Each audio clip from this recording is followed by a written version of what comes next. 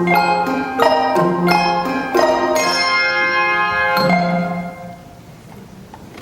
Wednesday morning of this week, I'm heading down to my cottage in Nova Scotia for a week of study leave. And of course, I always get very excited when it's time to head down to the ocean. It's an exciting place for me. And so this week, when it was time to write a sermon, I couldn't think of anything but my cottage.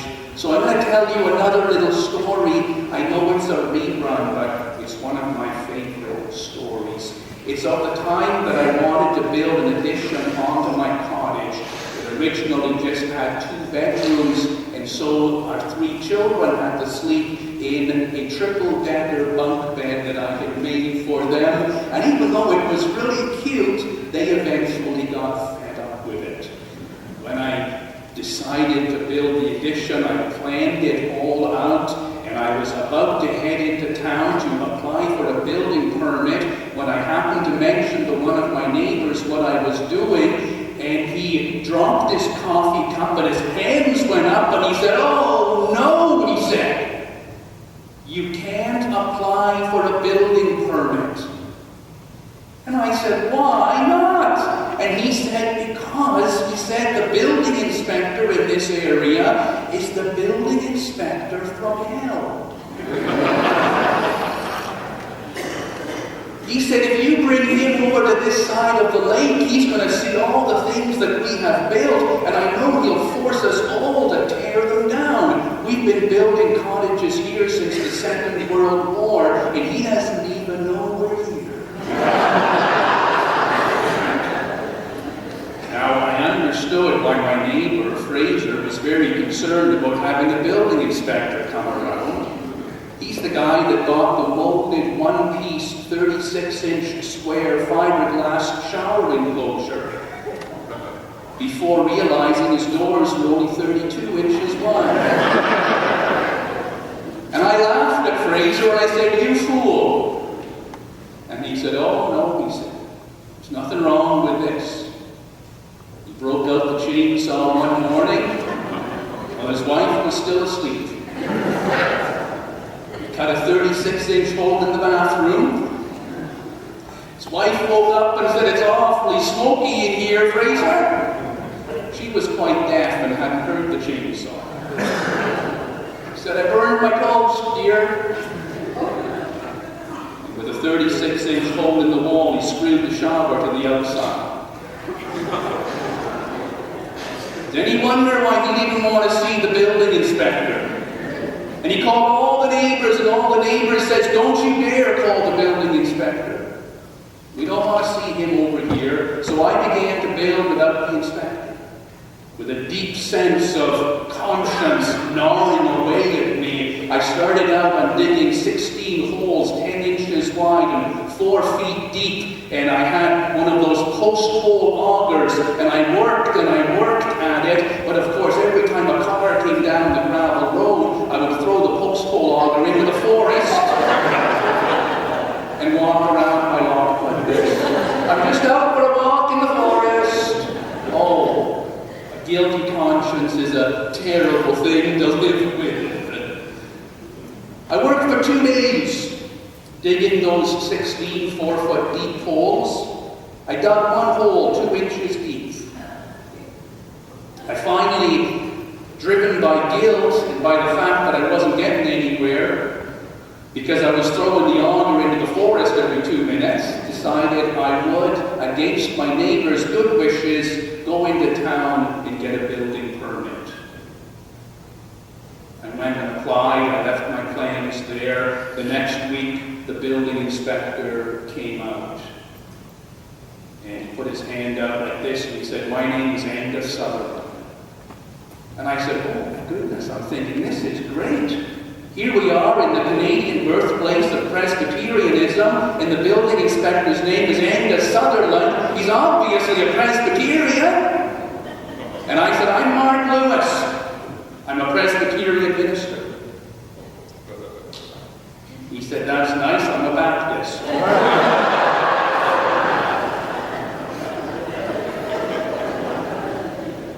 He looked at my plans, and as he looked, he shook his head. "Oh no,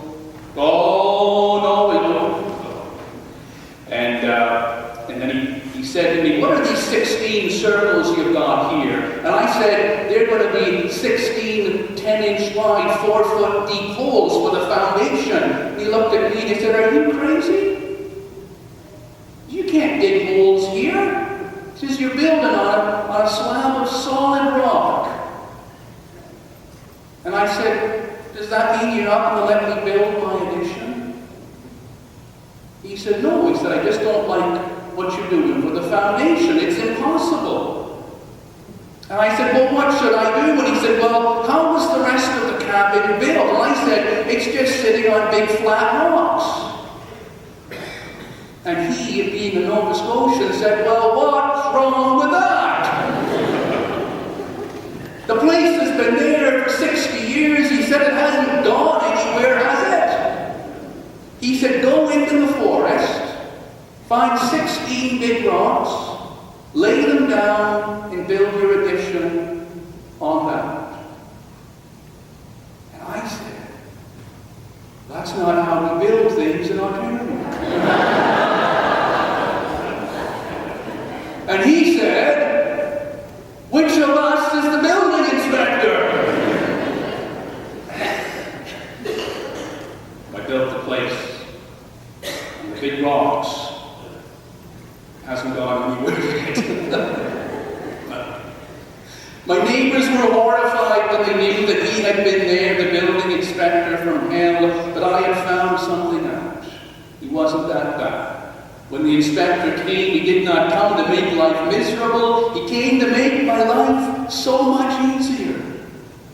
If I had continued digging those 16 holes, I figured out that it would have taken me 3.5 years working 16 hours a day. Plus, I would have been dead. He said, get some big flat rocks, son. You're building on solid rock here. It's not going anywhere.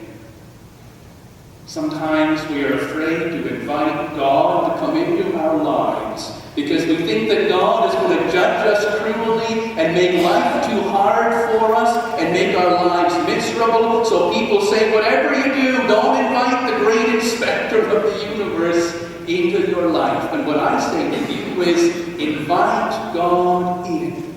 And when God comes in, He will make your life so glorious and so beautiful and so much easier than if you try to do it yourself.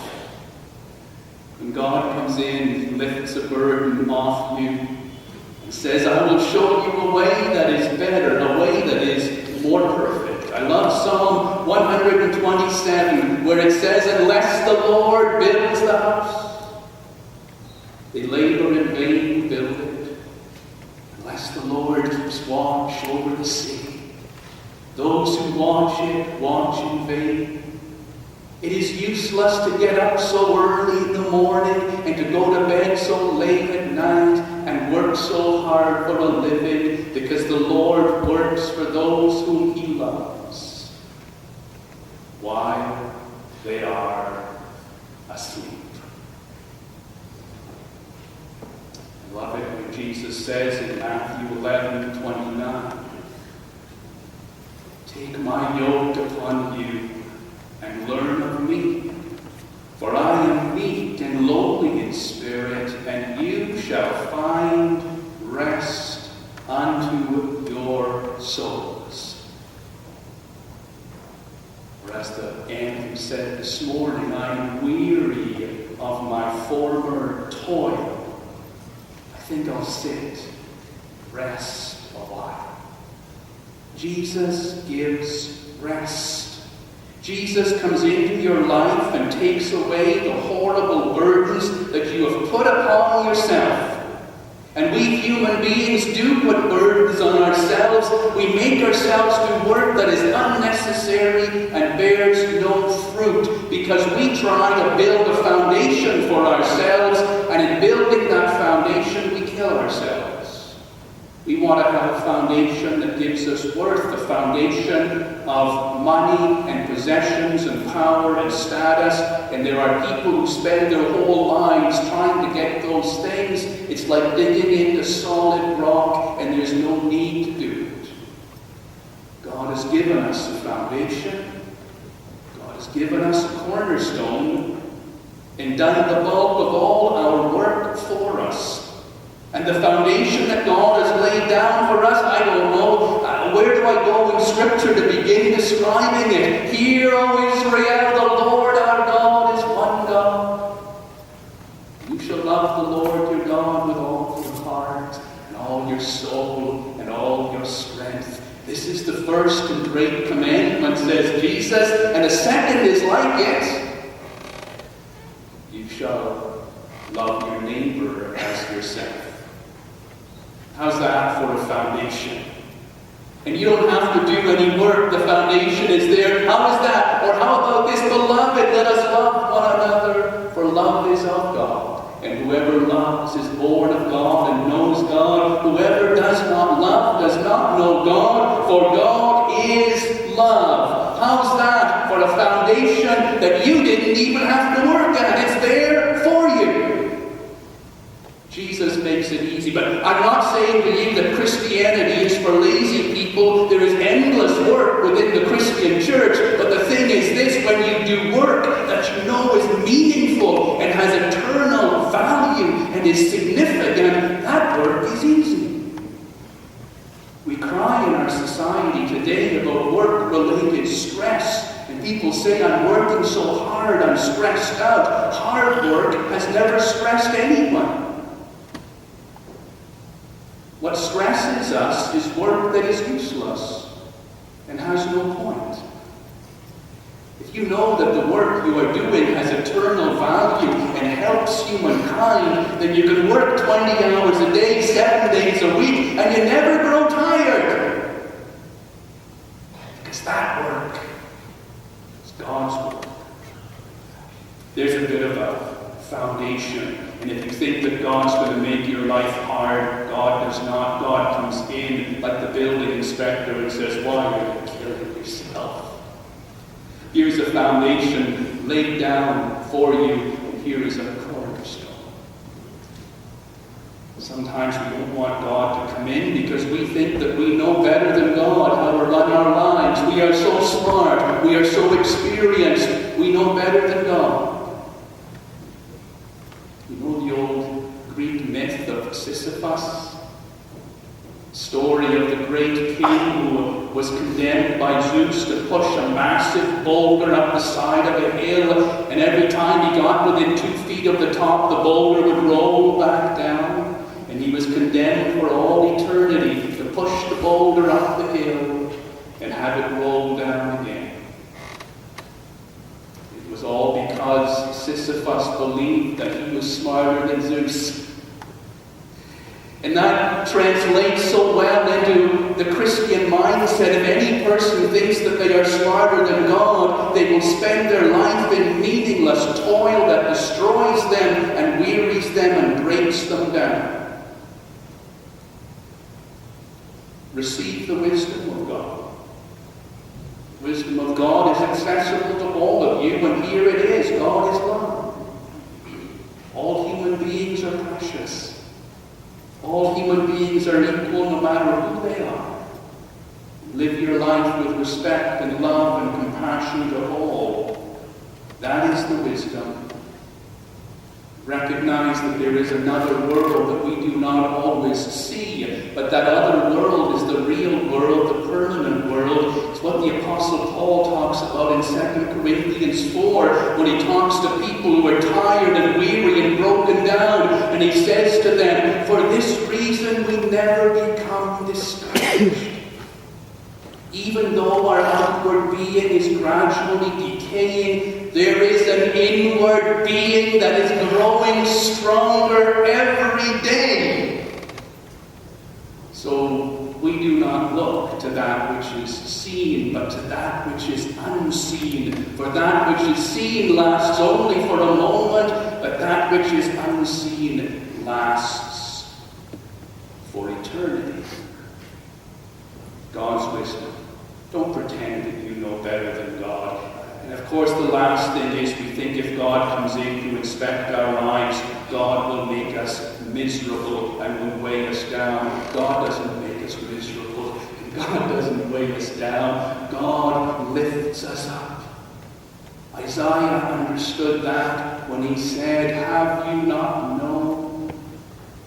Have you not heard?